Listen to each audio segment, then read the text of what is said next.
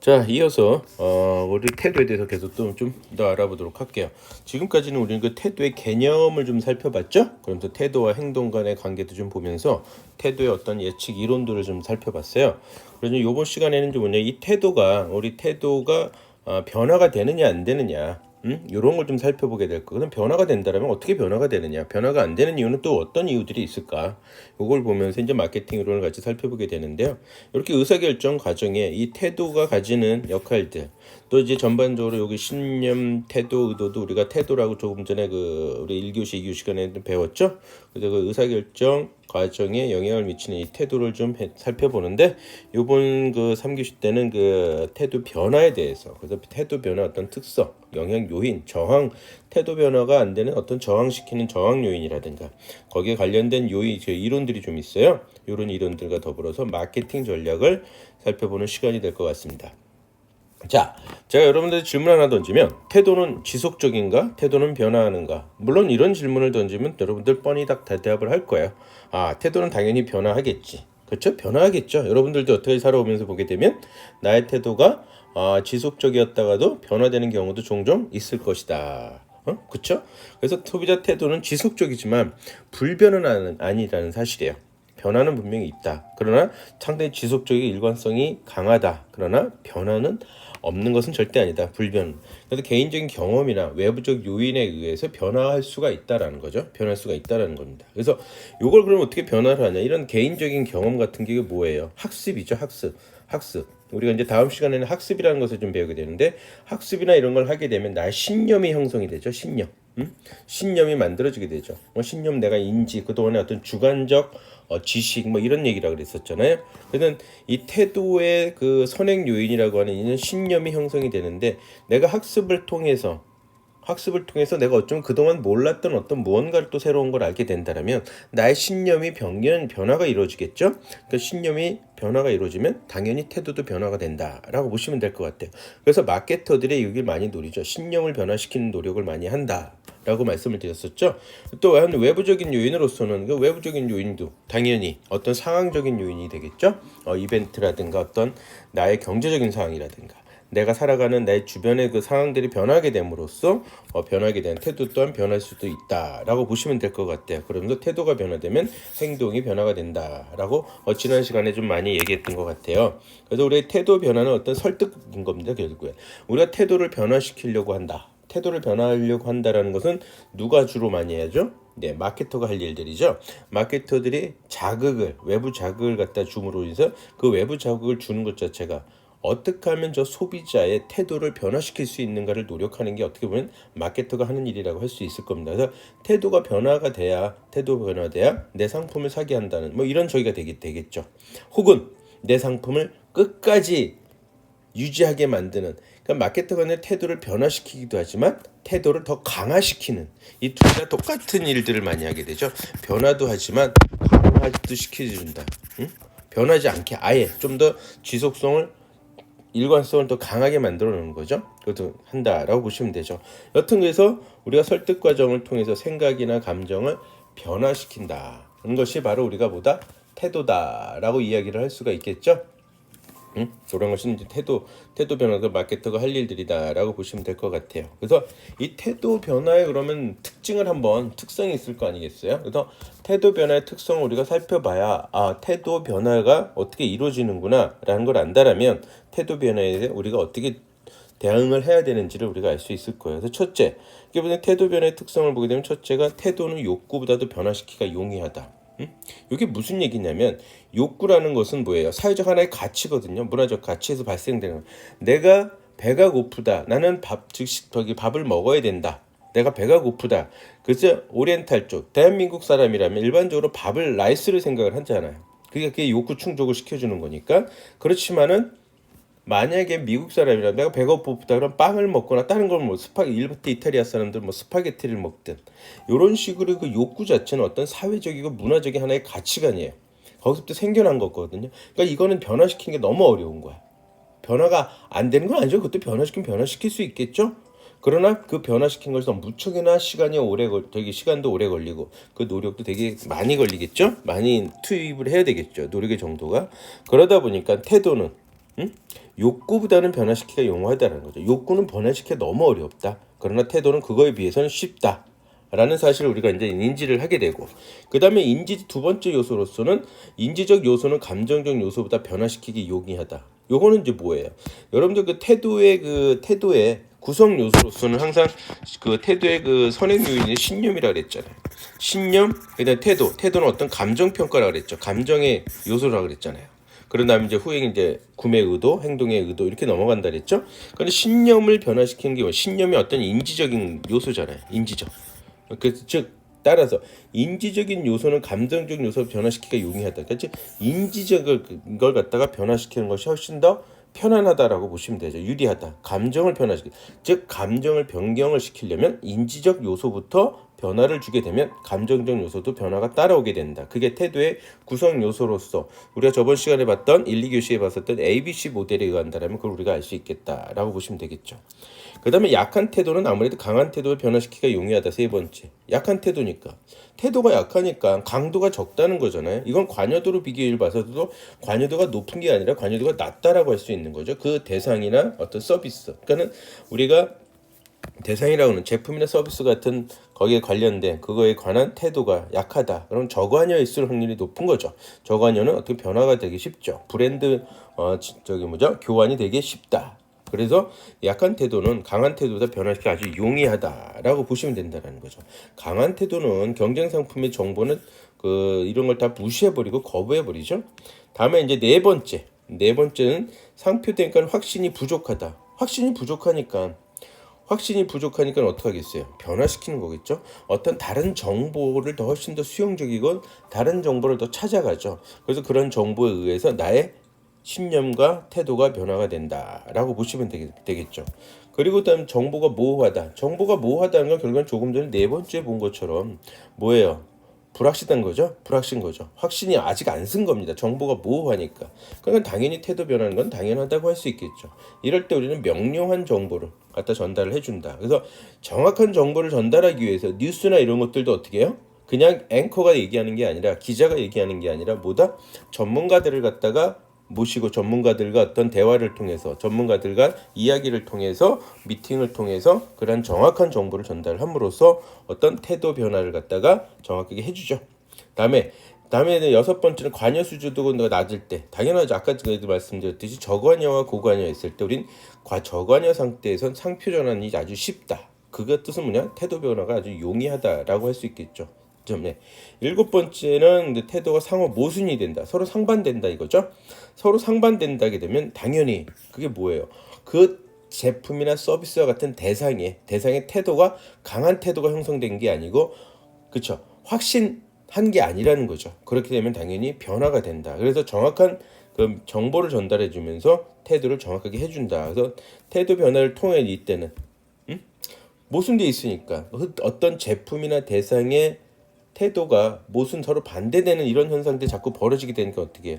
어느 쪽 하나로 나의 태도를 정확히 쓰겠죠. 그러므로 인해서 갈등을 갖다 해소시킨다. 이게 이제 하이드의 균형 이론에 의한 바탕인데 이 하이드의 균형 이론은 나중에 잠시 한번 또 이따가 살펴보도록 할게요. 이렇게 태도 변화의 특성을 가지고 있다라고 보시면 될 것 같아요. 그러면서 이 태도 변화에 그러면 영향을 주는 요인들이 있지 않을까? 그렇겠죠. 그냥 아무런 요인이 없으면 변화할 수가 없는 거잖아요. 어떤 요인들이 있을 테니까 그런 요인들을 갖다가 우리가 봅시다. 그래서 내부적인 요인이 있다. 먼저 내부적인 요인은 뭐냐? 내부적인 요인이다. 첫 번째가 유사성이다. 유사성.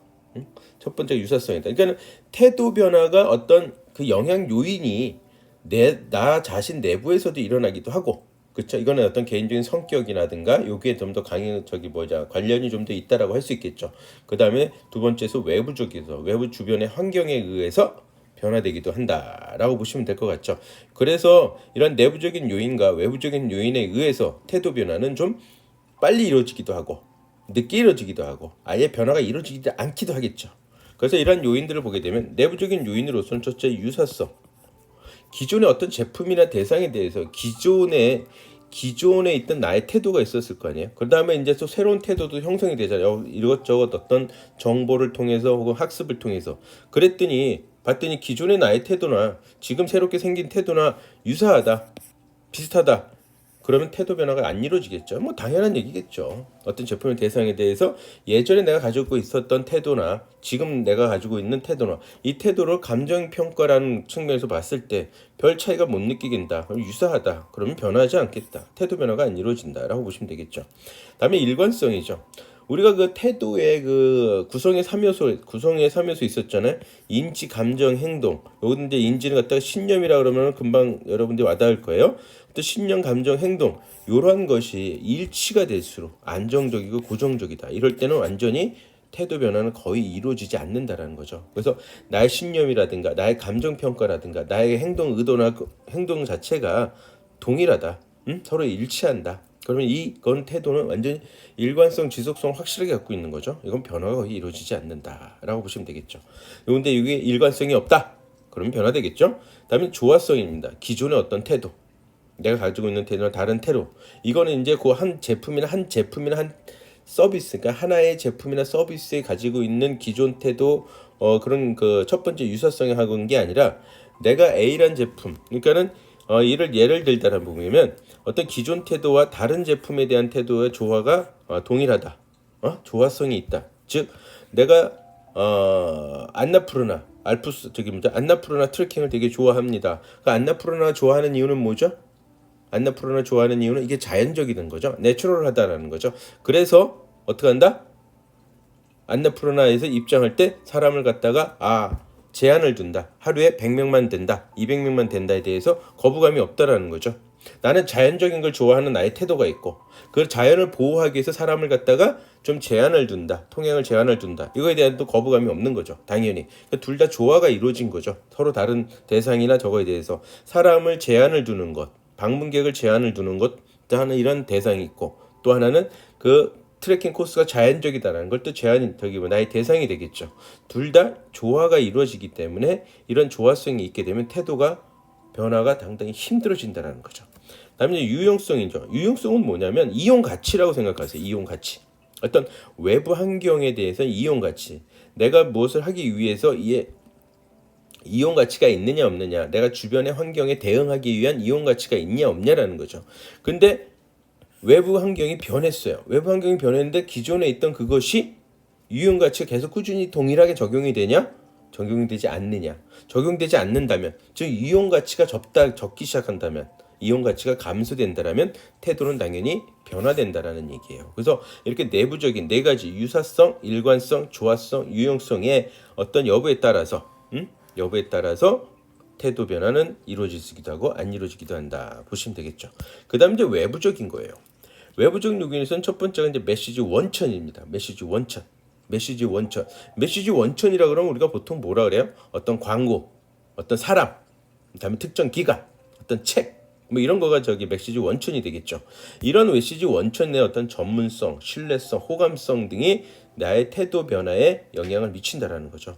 그것이 자체가 전달해주는 사람이 전문가라면, 그래서 광고를 갖다 이렇게 전문가들이 나와서 광고를 하는 경우가 종종 있죠. 이건 전문성을 주게 되는 거거든요. 전문성은 그 신뢰성을 주게 되는 거고 또 호감성도 같이 갖게 된다는 거죠. 그래서 이렇게 광고를 하는 사람들을 보게 되면 대부분이 국민들이니까 소비자들한테 호감성이 있어야 되거든요. 전문성은 떨어지더라도 전문성이 없는 사람이 호감성이라도 있어야 되거든. 전문성이나 호감성이 다 없다? 그럼 이런 신뢰성이 안 생기게 되거든.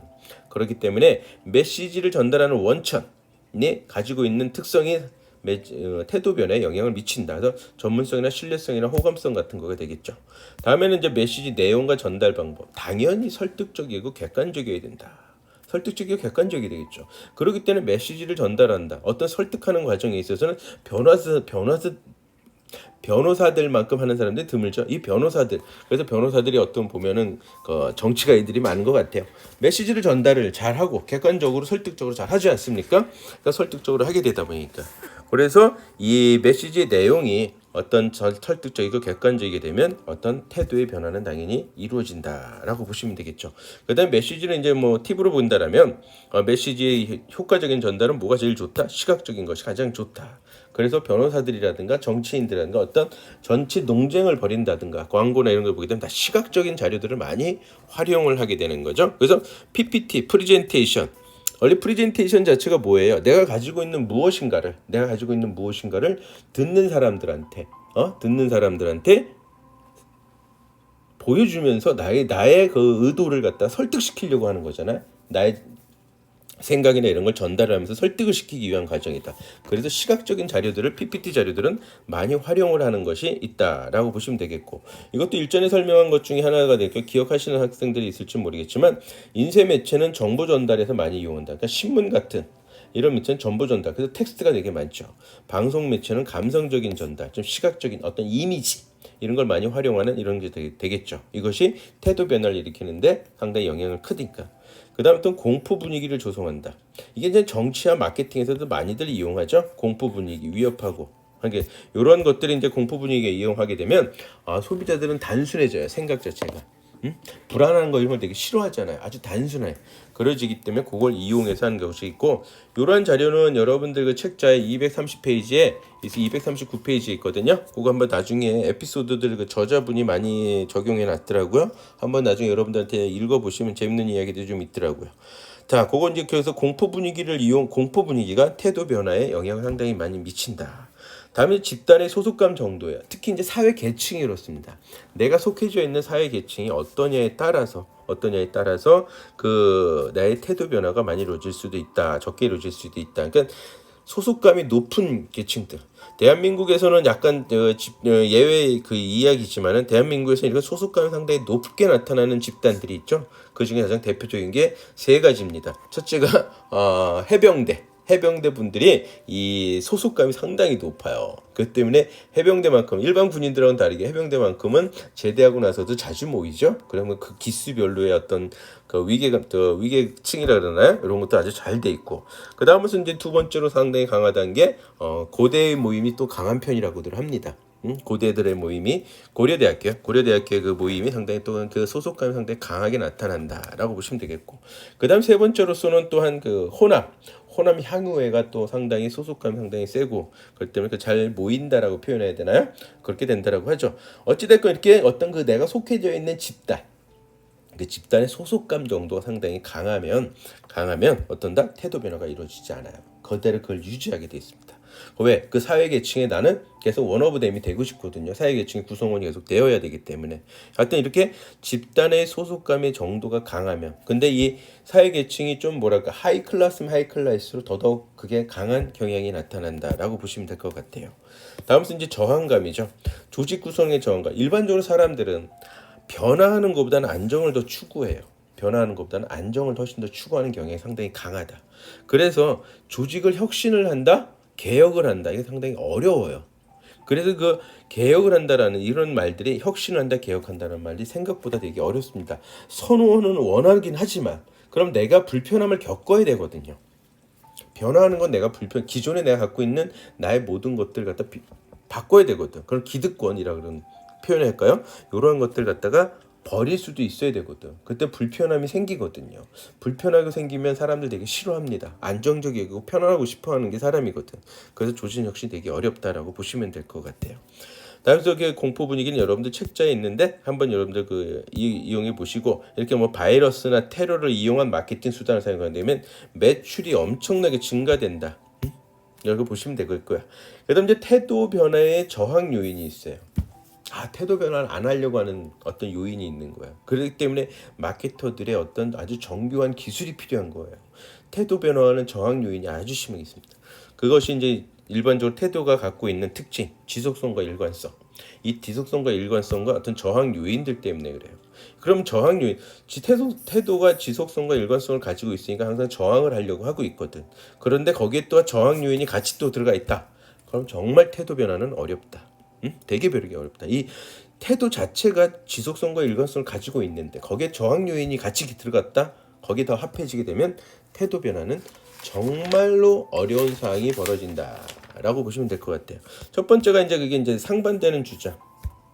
내 주장과 상반될 때는 내 주장에 유리한 점을 갖다 제시하면서 계속 저항을 해요. 계속 저항을 합니다. 그래서 진보라는 어떤 그러한 정치적인 얘기를 잠깐만 하자면, 진보에 서 있으신 분들과 보수라는 곳에 서 있으신 분들이 서로가 불합리하다는 걸 사실 인지를 하면서도 상대방에 대해서 인정을 안 해주는 경우가 되게 많아요. 상반되는 주장이기 때문에. 그래서 철저하게 내 거의 장점만 더 얘기를 하게 된다라고 보시면 되겠죠. 그다음 신뢰성이 부족한 정보, 신뢰성이 떨어지니까 당연히 안 되겠죠. 그 새로운 새로운 메시지가 신뢰성이 상당히 떨어지는 사람이라. 그래서 그렇게도 공격들 많이 하잖아요. 어떤 새로운 정보를 하는데 그 사람은 그 사람의 지난 과거에 어떤 신뢰성이 없는 행동들을 취했다. 그렇기 때문에 저 사람은 안 된다. 그래서 저 정보는 엉터리다. 이런 식이 된다라는 거죠. 다음 이제 메시지를 왜곡을 한다.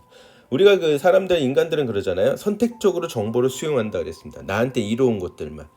선택적으로 모든 거를 내가 어텐션하지 않는다고 우리가 초반에 배웠었죠. 1, 2, 3교시에 첫째 자, 둘째 자, 셋째 주차 자 그런 정보 처리 과정에서 지각하거나 어떤 어텐션 할 때 외부에서 자극이 올 때 선택적으로 하게 된다. 그러니까 선택적으로 수용을 하는 거죠. 그렇기 때문에 어떻게 해요? 선택적으로 수용하니까 태도가 변화되지 않게 되고 메시지가 왜곡이 될 수도 있어요. 그 다음에 태도와 변화를 아예 왜곡을 시켜버려요. 그냥 나에게 유리한 방향으로 해석해봐가지고 왜곡을 시켜버리는 경우가 있다. 이렇게 메시지를 왜곡하는 현상들도 태도 변화를 갖다 저항하는 하나의 요인이 된다 보시면 되죠. 그 다음에 이제 합리화예요. 합리화. 아예 나 자신의 어떤 행동을 취했는데 도저히 할 수가 없고 나한테 불합리하고 불안감이 있으면 그걸 해소시켜서 그걸 합리화시킵니다. 그 심리학에서 이런 얘기들 되게 많이 하는 그 사파 중에 하나가 저거예요. 지금 제가 의회 상단에 하나 띄워 올린 저 이미지를 보게 되면 여우가 지나가던 길에 포도를 발견해서 막 갈증을 느끼다. 저 포도를 따먹으면은 갈증이 해소되겠다. 그래서 열심히 저 포도를 땁니다. 그러나 도저히 이리깡충 저리깡충 아무리 쇼를 해도 딸 수가 없는 거죠. 포도를. 그러면 어떻게 해요? 아유 힘들어 포기하고 돌아갑니다. 그러면서 한마디 하죠. 저 포도는 분명히 실 거야. 아우 저 포도 더 식어서 저거 진짜 맛없을 거야. 오히려 갈증이 더 저기 할 거야. 이러면서 그냥 돌아선다라는 거죠. 요거는 뭐야? 합리화시킨 거예요. 나 자신의 행동을 아예. 그래서 그것은 나한테 어울리지 않아. 나한테 맞지 않아. 막 이러면서 합리화시키고 나한테 유리하게 해석을 시키는 이렇게 합리화하는 것도 태도 변화가 상당히 힘들게 이루어진다라고 보시면 되죠. 그리고 이제 가장 많이 하는 것 중에 하나가 이제 전면 거부예요. 아예 그냥 거부를 해버려. 듣도 보지도 않아요. 들어보려고 생각조차 안 한다는 거죠. 아예 그냥 거부해버린다. 이건 어떻게 보면 이게 가장 많이 한 태도 변화에 저항하는 모습일 거예요. 이거 아예 전면적으로 거부하는 거. 라고 보시면 돼요. 저는 이런 걸 보게 되면서 어떤 진보 세력과 보수 세력 간의 그 서로의 어떤 다툼이라 그래야 되나요? 사실 진보와 보수가 서로 계속 다투면서 계속 발전하게 돼 있는데 어찌됐건 두 집단에 이렇게 보게 되면 이러한 태도 변화에 대해서 상당히 적용되는 게 맞구나라는 생각들을 많이 하게 된다라고 저는 그렇게 또 약간 좀 생각을 하고 있습니다. 자, 이렇게 태도 변화 요인인데 하나의 사례를 하나를 봐드릴게요. 이 태도 변화에 대해서 이길 수가 없었어요. 그렇기 때문에 그거를 역이용한 태도 변화를 시키지 않으려고 했던 광고 전략입니다. 그게 바로 펩시죠. 펩시. 코카콜라하고 펩시는 아주 영원한 아주 그냥 그 숙명의 대결을 하고 있는 건데 펩시는 처음에 나중에 만들어졌거든요. 코카콜라보다 한 10년 정도 늦게 10년 한 7년인가요? 늦게 만들어졌습니다. 펩시가. 그래서 코카콜라 제국을 넘어선 데 100년이 소요가 됐는데 처음에 펩시가 하다 안 되니까 포기합니다. 그래 나는 2인자다. 가격을 아예 하락시키고 뭘 해도 도저히 안 되는 거야. 근데 코카콜라가 원체 비싸게 받아먹고 있었어요. 원가가 100원이면 1,000원에 판매를 하고 있는 거야. 그러니까는 펩시는 원가가 100원인데 500원에 판매를 해도 수익이 남으니까 그냥 2인자 위치를 확고하게 우리는 2인자다라고 나갔던 거였죠. 그런데 갑자기 원가가 갑자기 100원이었던 게 400원, 500원이 돼가는 거야. 그럼 500원에 계속 판매를 할 수가 없잖아요. 어떻게 해요? 드디어 이제 펩시가 마케팅을 본격적으로 다시 시작하기 시작했다. 버즈 마케팅이라고 하시죠.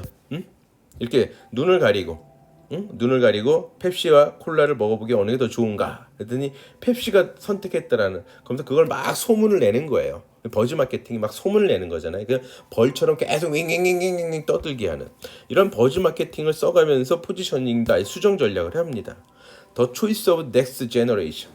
이게 이제 무슨 얘기냐면 왜 갑자기 제가 태도 변화에 따른 어떤 저항에 따른 거기서 그 얘기를 하는 거냐면 도저히 코카콜라 세대들을 이길 수 없다. 코카콜라를 좋아하는 저 태도를 변화할 수 없다라는 거는 펩시가 알았던 거죠. 그래서 어떻게 했냐? 아예 더 초이스 오브 넥스트 제너레이션 다음 세대를 노린 거예요. 즉 어린아이들, 초딩, 유딩을 노린 거죠. 아예 초딩과 유딩을 노린 거예요. 그래서 20대, 30대, 40대, 50대 이런 사람들한테는 아예 공략을 안 해. 그냥 기존에 하던 정도 수준. 그 정도 수준. 그러니까 기존에 그냥 하던 대로는 더 이상의 노력은 안 취하고 아예 어릴 때 초등학생들, 초딩들, 뭐 중학생들 이런 친구들한테 오히려 넥스트 제너레이션을 말 그대로 그 사람들의 선택, 다음 세대의 선택이라는 이러한 모토를 가지고 계속적인 마케팅을 하기 시작했죠.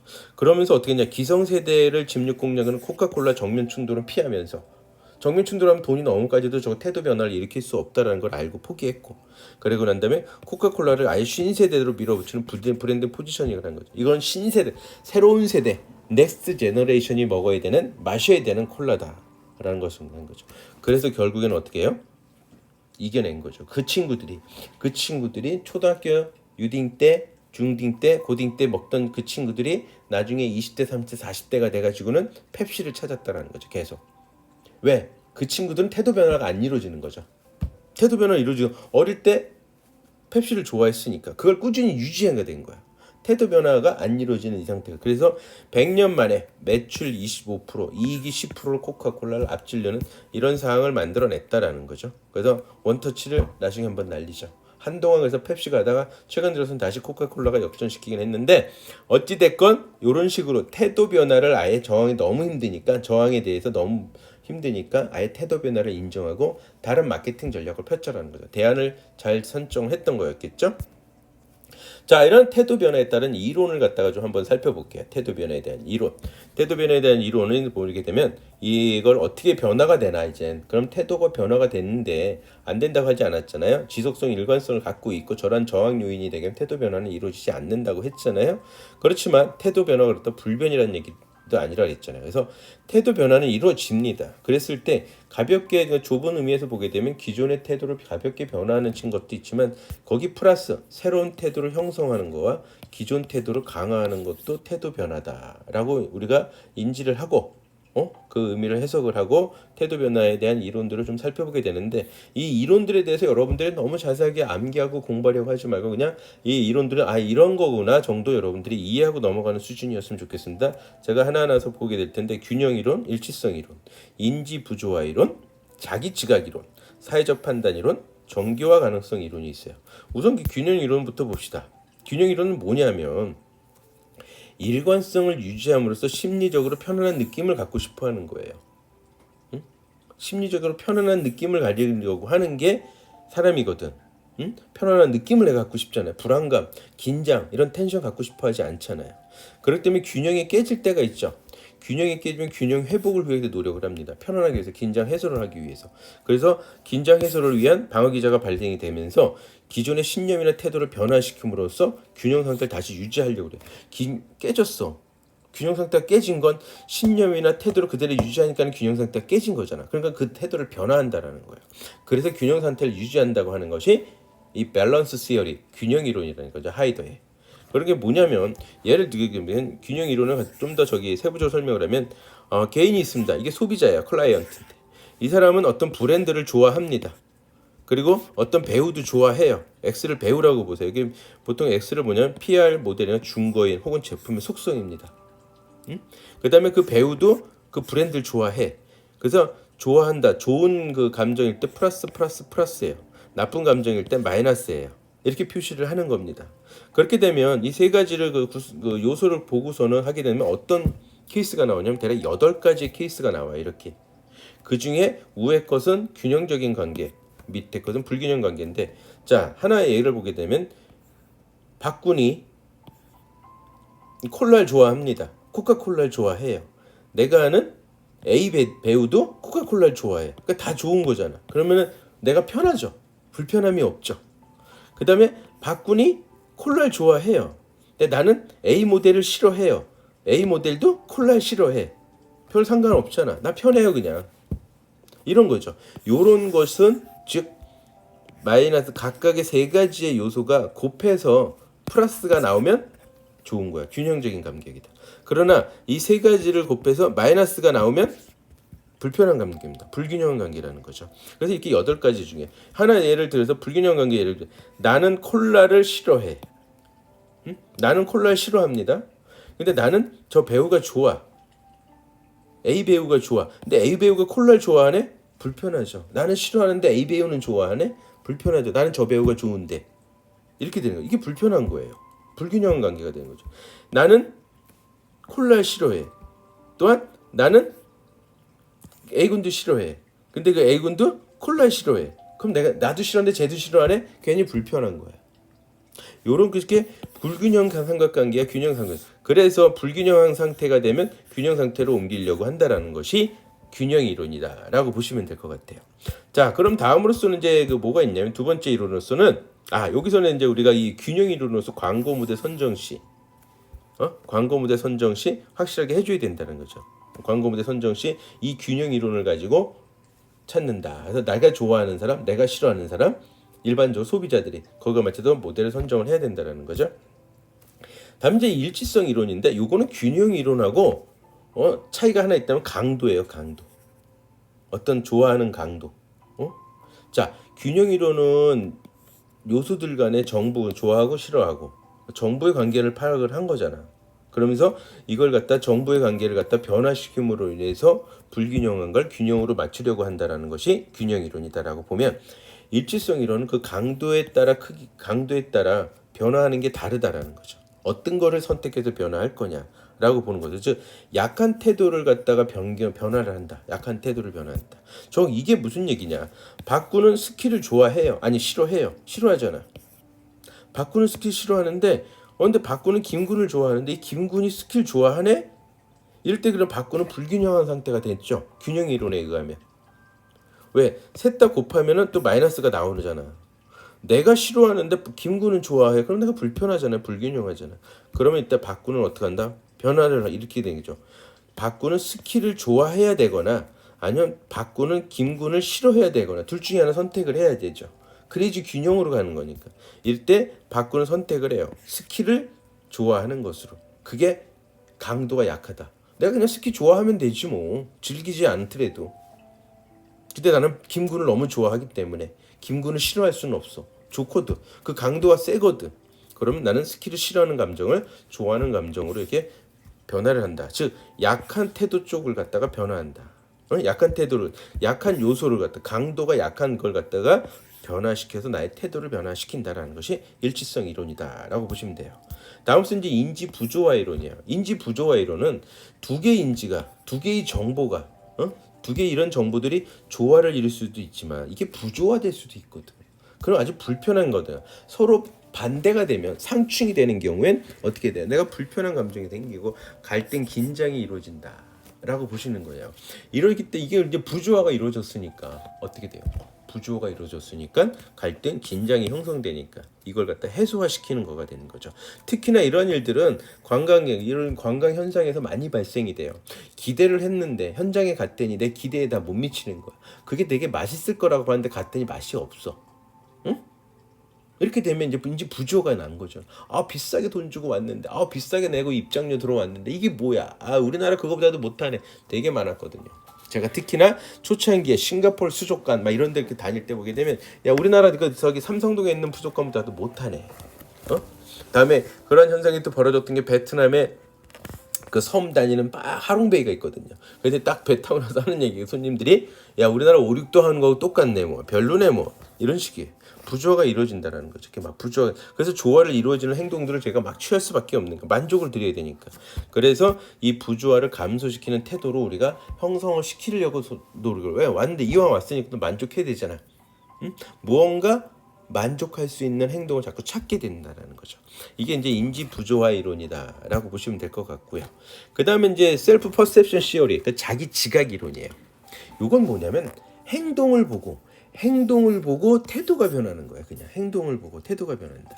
우리가 태도의 구성 요소를 보게 되면 신념, ABC의 원래 신념, 태도, 그 다음에 행동 의도잖아요. 행동 의도. 근데 이것이 이제 깨지는 거 근데.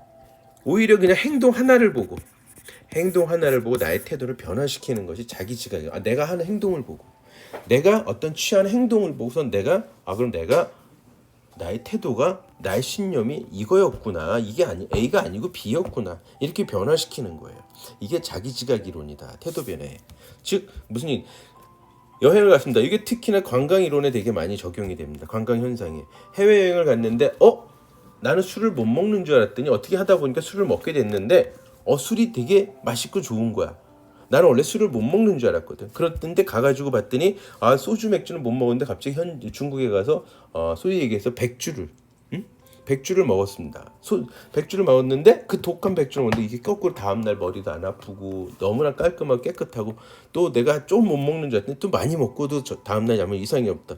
그랬을 때 내가 술을 못 먹는 게 아니구나. 나는 독주가 좋구나. 알코올 도수가 높은 술이 나한테 맞구나 라면서 나의 신념이나 태도를 바꾼다라는 거죠. 이게 자기 지각 이론이다 라고 보시면 되겠습니다. 다음은 뭐냐면은 사회적 판단 이론. 요거 하나는 제가 구분을 해드릴게요. 인지 부조화 이론은 태도와 나의 행동이 불일치가 된 거예요. 그렇기 때문에 심리적인 불일치가 됨으로써 내가 태도를 바꾸는 거야. 둘 다, 그러니까 인지 부조화 이론이나 자기 지각 이론은 어떤 취한 행동을 보면서 불편한 행동을 갖다 바꾸는 건데, 왜냐면 서로 아까 이제 상충한다 그랬잖아요. 인지 부조화 이론은 상충해가지고 그러니까 내가 불편하니까 태도를 바꿔서 행동을 갖다가 이러이러한 행동을 한 거에 대해서 균형적인, 그래서 긴장을 해소시키는 건데, 자기 지각 이론은 그런 게 아니라 나는 그런 줄 알고 있었는데 행동을 갖다 먼저 취하게 된 거예요. 행동을 먼저 취한 거예요. 안 하던 행동을 취한 거예요. 그래서 내가 태도가 이게 아니었구나라는 걸 알게 되는 거죠. 그게 되면 심리적인 불안감이 없이 시작되는 거예요. 자기 지각 이론은. 다음은 이제 사회적 판단 이론은 기존 태도를 준거 기준으로 잡는다라는 뜻입니다. 기존 태도를. 그래서 기존에 가지고 있던 나의 태도와 비교해서 판단한다. 즉 기존에 있는 태도가 하나의 레퍼런스가 되는 겁니다. 포인트가 되는 거죠. 그 기준이 된다라는 거죠. 그래서 그거 갖고 나는 판단을 하게 되는데, 여기에는 이제 이런 얘기를 하는 거죠. 고관여, 수용력이 높다. 고관여는 왜냐하면 대조 효과나 동화 효과를 그냥 가져요. 새로운 정보가 차이가 크면 거부를 아예 해버려. 그래서 태도 변화를 아예 안 해버려. 근데 태도 저기 하다 그냥 받아들여. 동화를 시켜버리는 거죠. 별 차이 없는 거네. 그래서 태도 변화를 안 이루어져. 그래서 이게 고관여들의 특징들을 보게 되면 이렇게 대조 효과와 동화 효과가 발생이 된다. 고관여들은. 그러나 저관여는 어떻다? 저항이 없어요. 아예 태도 저항을 아예 안 하고 그냥 변화를 한다. 그래서 행동 변화가 이루어지는 거야. 태도 변화가 이루어진다. 요것이 그러니까 기존의 나의 태도와 봐서 거기에 고관여냐 저관여가 같이 믹스가 된 상태에서 결정이 난다. 태도 변화를 할지 안 할지. 그래서 고관여들은 가급적이면 대조 효과와 동화 효과를 일으키면서까지 해서 변화가 안 이루어진다. 그러나 저관여는 상관없이 그냥 수용을 해서 변화를 한다라고 보시면 되죠. 자, 마지막으로 이제 정교화 가능성 모델인데, 정교화 가능성 모델은 가장 간단하게 말씀드리면 태도 형성이나 변화는 정교화 가능성 정도, 노력하는 정도예요. 노력의 정도. 정보를 처리하려는 나의 노력의 정도. 노력이 많냐, 노력이 적냐. 근데 노력이 많은 건 중심 경로를 위한 태도를 형성할 경우에 상당한 노력을 기울이는 겁니다. 어떤 중심적인 부각적인 어떤 단서, 어떤 부각된 어떤 신념, 이런 정보, 제품의 속성, 이런 거와 나의 노력이 많이 들어가서 태도를 형성해요. 이렇게 형성된 건 장기적으로 아주 지속되는 경향이 있다. 그러나 주변 경로를 별로 노력을 기울이지 않아요. 노력을 기울이지 않는 경우엔 주변 경로로 의해서 태도가 형성이 돼요. 그러니까 노력을 기울인다라는 건 뭐예요? 중요한 단서들을 찾는다라는 거거든. 그러한 정보를 찾아서 나의 태도를 형성을 시키지만 나는 노력을 기울이지 않는 건 그냥 주변 대충 경로. 그래서 일반적으로 이런 게 모델이 이쁘니까 나 이거 살래. 모델이 이쁜 건 다 좋을 거야. 저 사람 내가 좋아하는 사람이 선택한 거니까. 이런 식으로 되는 거야. 음악이 좋아서 나 이 제품 사고 싶었어. 이렇게 되는 거죠. 그 중심적인 단서를 가지고 하는 게 아니라 별로 노력을 기울이지 않고 그냥 주변 경로로 이렇게 된다.